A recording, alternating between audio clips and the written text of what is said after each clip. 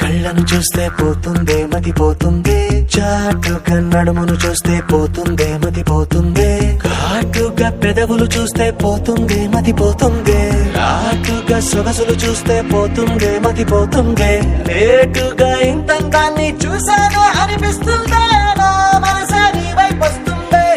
ఇదేదో బాగుందే చలి, ఇదే నా ప్రేమంటే మరి, ఇదేదో వీడు ముసలోడు అవ్వకూడదే.